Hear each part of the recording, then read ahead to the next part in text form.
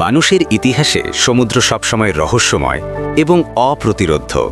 কিন্তু সেই সমুদ্র যখন রোষে ফুঁসে ওঠে তখন তার রূপ হয় ভয়ঙ্কর।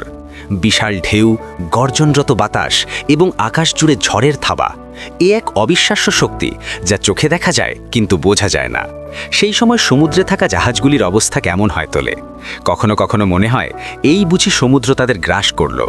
এক একটি ঢেউ 50 থেকে 60 ফুট উঁচু হয়ে আছড়ে পড়ে, আর জাহাজের নাবিকেরা তখন তাদের জীবন নিয়ে লড়াই করে।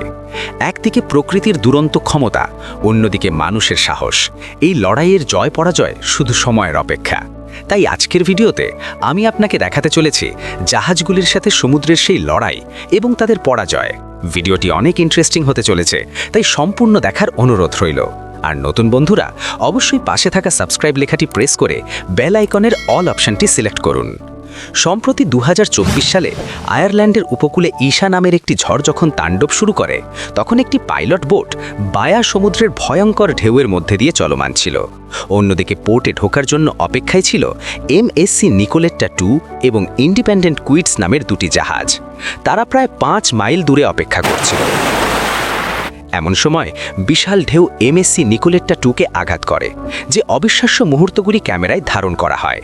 এই রোমাঞ্চকর অভিযানের জন্য জাহাজগুলির সহযোগিতা ছিল সত্যি প্রশংসনীয়। 9 মিটার উচ্চতায় সামুদ্রিক ঢেউ যেন দাঁড়িয়ে থাকা প্যাসেঞ্জারকে এদিক ওদিক করে দিচ্ছিল। আটলান্টিক মহাসাগর যখন তার গর্জন শুরু করে, সেই রূপ দেখতে ঠিক এমনটা হয়। মহাসমুদ্রের ঢেউয়ের সাথে ধোয়ার মতো যা দেখছেন, এগুলি আসলে সাগরের জলে তৈরি হওয়া ক্ষুদ্র ক্ষুদ্র জলকণা বা সি স্প্রে। এগুলিকে কখনো কখনো সমুদ্র বাষ্প বা সি মিস্ট বলা হয়। এই বাষ্প বিশেষ কিছু প্রক্রিয়ায় তৈরি হয়।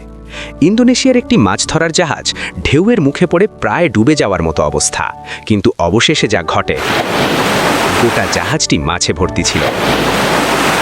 একটি মালবাহক জাহাজ যখন খারাপ আবহাওয়ার মধ্যে দিয়ে তার গন্তব্যে পৌঁছানোর চেষ্টা করে, এই জাহাজটি ড্রেক প্যাসেজ অতিক্রম করার সময় শুরু হয় সমুদ্রের তাণ্ডব।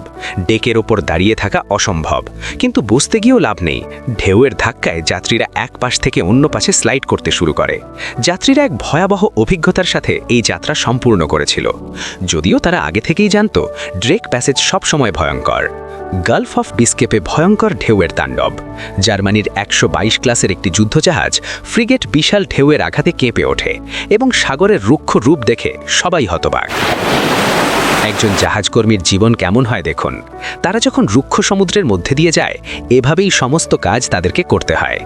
এই জাহাজগুলি এমন কঠিন ঢেউয়েতেও ডুবে যায় না। এর পেছনে এর নকশা এবং প্রযুক্তি কাজ করে, যেমন ভাসমান ক্ষমতা, ভি আকৃতির নকশা, ওজনের ভারসাম্য, ডিজাইন ও প্রযুক্তি এবং ধীর গতিতে চলা। যখন তারা সমুদ্রের খারাপ পরিস্থিতির মুখোমুখি হয়, এই সব কিছু তাদেরকে সমুদ্রের বিরুদ্ধে লড়াই করতে সাহায্য করে এবং তারা বেঁচে ফেরে। আজকের এই ভিডিওটি আপনার কেমন লাগলো কমেন্টে লিখে জানাতে পারেন। ভিডিওটি ভালো লাগলে একটি লাইক করতে পারেন। তাহলে দেখা হচ্ছে পরবর্তী নতুন একটি এপিসোডে। সে পর্যন্ত সবাই ভালো থাকেন, সুস্থ থাকেন। খোদা হাফেজ।